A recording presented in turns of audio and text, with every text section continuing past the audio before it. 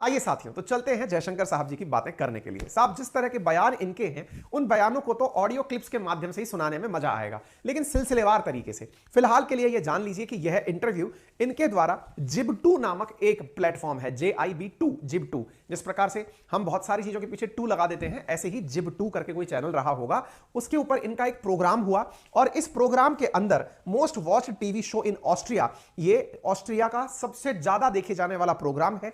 इसके एंकर के द्वारा जयशंकर साहब से सवाल जवाब किए गए और जब उन्होंने जवाब दिए तो मुझे यकीन है कि ऑस्ट्रिया को ऐसे जवाब शायद उम्मीद में नहीं होंगे जो यहां पर साझा किए गए हैं। तो चलिए आपको इस क्रम में आगे लेकर चलते हैं और बताते हैं कि किस तरह की बातें यहां पर की गई हैं।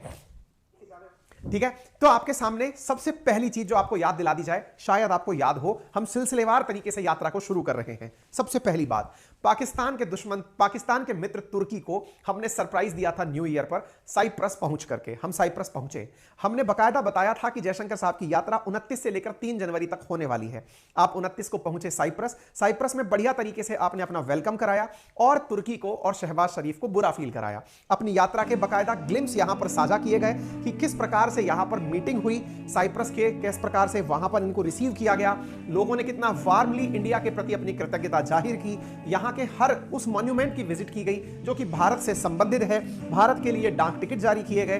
बहुत सारी इंटरेस्टिंग ग्लिम्स एस जयशंकर जी के द्वारा साइप्रस विजिट की साझा की गई। ये साइप्रस विजिट की वो तस्वीरें हैं जो हमारे लिए नहीं, असल में तुर्की और पाकिस्तान के लिए पर्याप्त हैं, क्योंकि इन तस्वीरों से संभव है कि तुर्की और पाकिस्तान को बेचैनी होगी। खैर, हम इससे आगे बढ़ते हैं। इन तस्वीरों से आप ये अंदाजा लगा सकते हैं कि वेलकम कितना वार्म था और किस प्रकार से भारत की धरोहर को, फिर चाहे महात्मा गांधी हो या कोणार्क व्हील हो, इन सब की विजिट की गई और भारत के संबंध में यहां पर बातचीत हुई। आगे बढ़ते हैं साथियों, यहां पर एस जयशंकर जी के द्वारा पूरी तरह से डिस्कशन में बताया गया कि हमने यहां पर किन किन विषयों पर चर्चा की, उन सेक्टर्स को ही प्रॉपर तरीके से डिस्कस किया गया। यह जानकारी मैंने आपसे इसलिए साझा की क्योंकि जानकारी यहीं से शुरू होती है। अब आगे बढ़ते हैं। इसी यात्रा में जब यहां से निकलकर आपकी यात्रा आगे बढ़ी तो पहुंची साइप्रस से ऑस्ट्रिया। साइप्रस की पूरी यात्रा हम कवर कर चुके हैं, अब ऑस्ट्रिया की यात्रा करते हैं।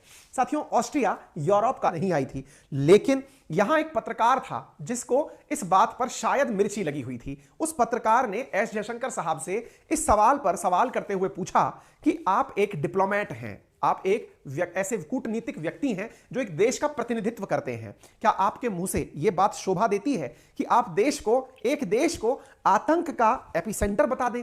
एपिसेंटर का अर्थ अगर आप नहीं जानते तो मैं बता दूं कि इस पूरी दुनिया में, जैसे आप पृथ्वी का एपिसेंटर केंद्र में बिल्कुल मानते हैं, बिल्कुल बीचों बीच मानते हैं, ऐसे ही अगर इस पूरी दुनिया में आतंक कहीं से निकल रहा है और भारत जैसा देश बोलता है कि हमारे पड़ोस से निकल रहा है, और उस समय बोलता है जब वो यूनाइटेड नेशन सिक्योरिटी काउंसिल की अध्यक्षता कर रहा है, तो भाई साहब इस पत्रकार ने इसी पर सवाल पूछा। आइए सुनते हैं।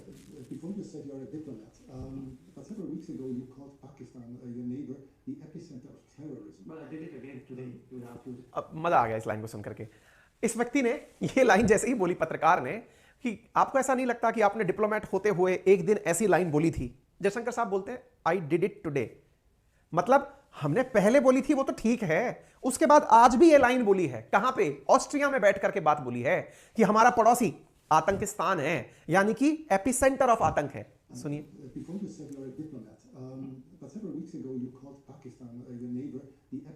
Epicenter of, but I did it again today. Yes, and this doesn't sound very diplomatic, does it? No, because you are a diplomat doesn't mean you are untruthful. वाह, फिर से एक जवाब सुनिए। यहां पर अगर आपको सुनाई दे रहा हो, क्योंकि माइक कितनी तेज आवाज पकड़ पा रहा है नहीं समझ में आ रहा है, लेकिन इन्होंने कहा because you are a diplomat you can't be अनट्रुथफुल।